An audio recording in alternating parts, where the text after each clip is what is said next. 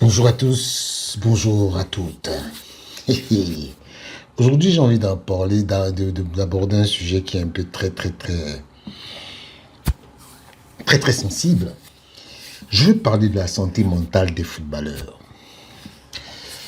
Et vous savez, la santé mentale des footballeurs est devenue un sujet majeur ces 5 dernières années.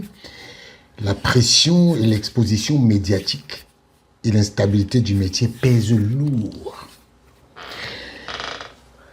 Déjà, il faut commencer par dire que la santé mentale des footballeurs est due au fait qu'il y a très fréquemment des blessures graves, une relégation ou un transfert raté.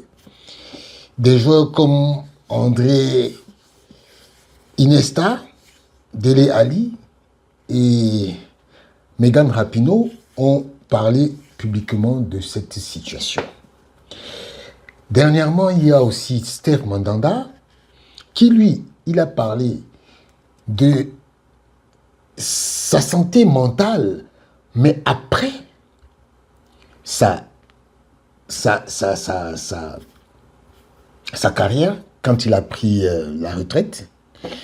Je veux vous faire écouter un peu ce que Steve Mandanda a dit et je vous reviens. Oui, aujourd'hui, je fais rien. À ce moment-là, je faisais rien.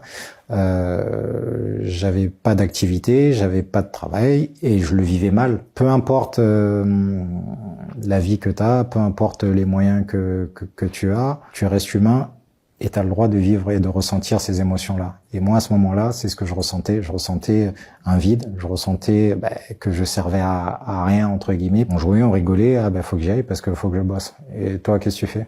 Je rentre chez moi, je fais rien.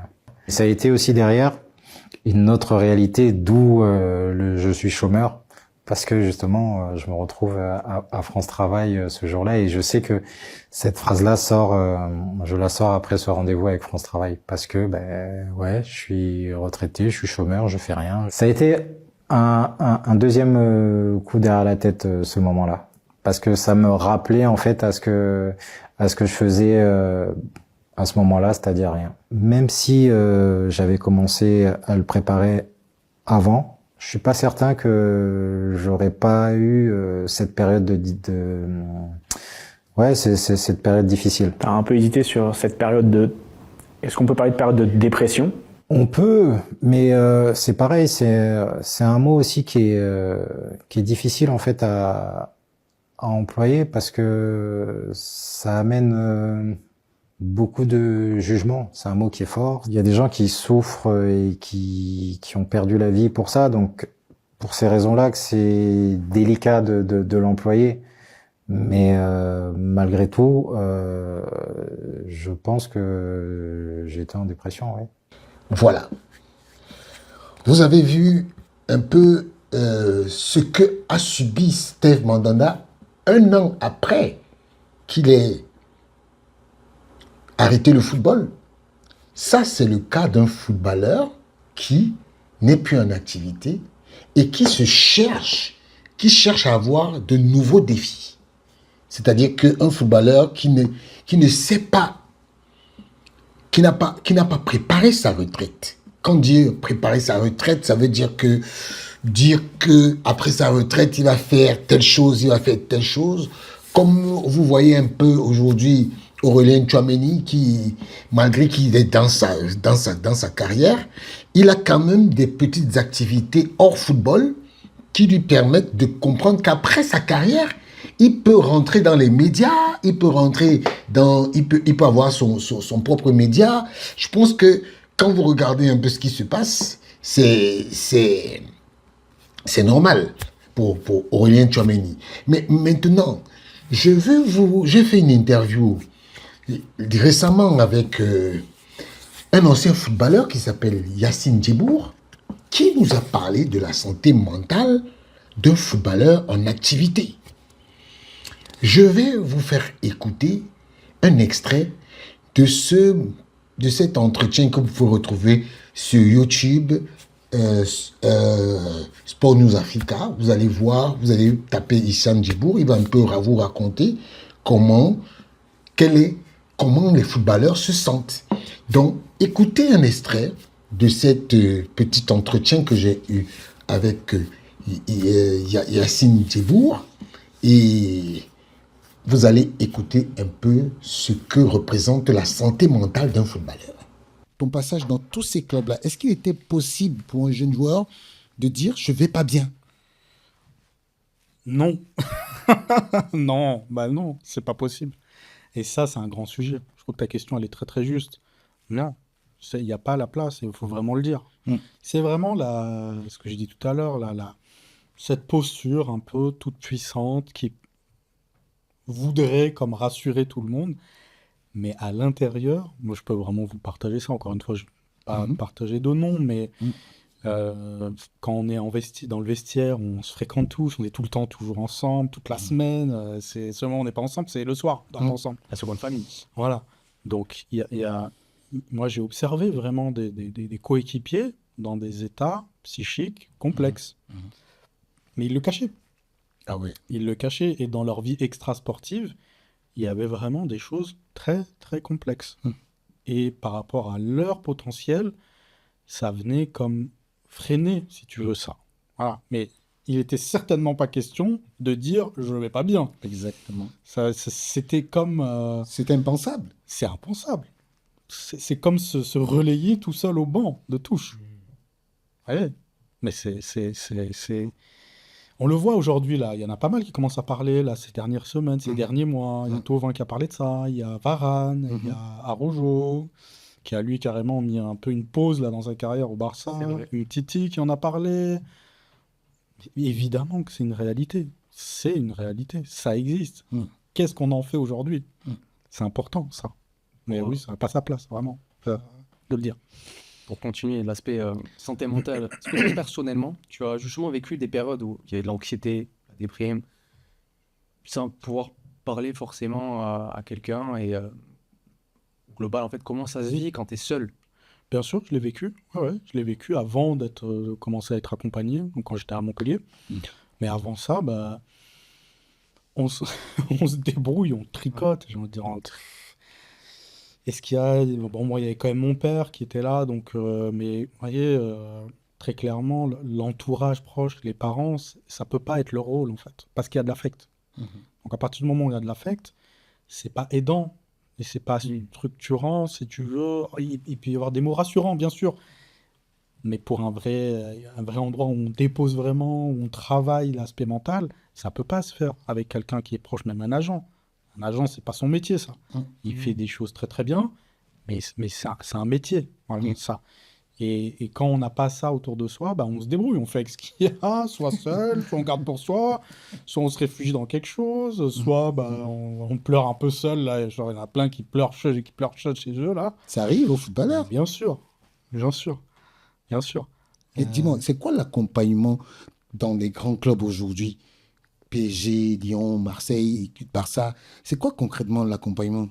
Et ils ont des structures spécialisées pour ça ? Je sais qu'au PSG, il y a quelqu'un qui est dans le staff. Ça, je le sais. Après, le détail des clubs dont tu m'as parlé, j'ai pas forcément.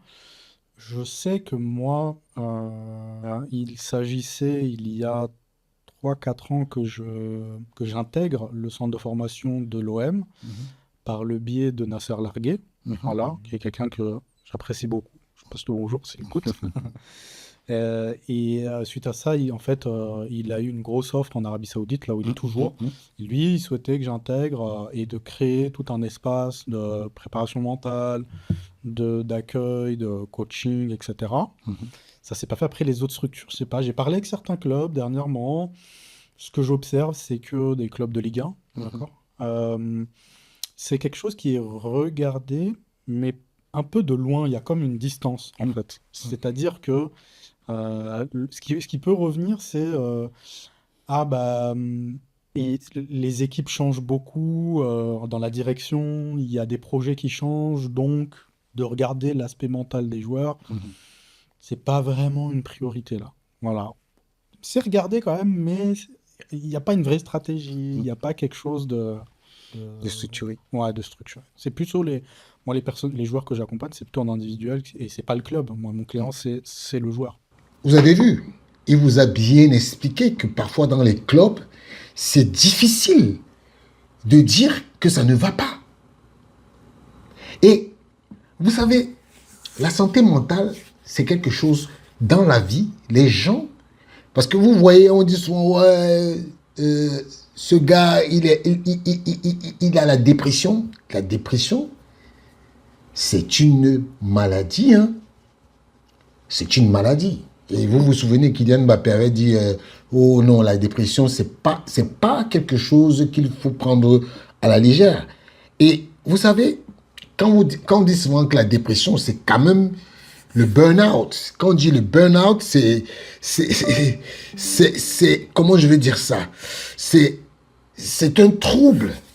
C'est un trouble, c'est une fatigue mentale, une perte du plaisir de jouer. Vous vous imaginez quelqu'un qui aime jouer et qui a le burn-out et ne plus avoir la capacité de vouloir exercer sa profession, c'est quelque chose de très, très, très, très sensible.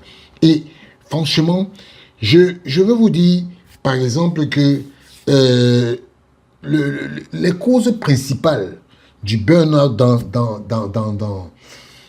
le foot, c'est la pression des résultats. La pression des résultats. Et vous savez, quand par exemple un joueur est en activité et qui va sur ses réseaux sociaux et qui se rend compte que les gens l'insultent, vous ne pouvez pas vous imaginer dans quelle situation on est en train de le mettre. Et vous savez, là actuellement, c'est la fin de la saison.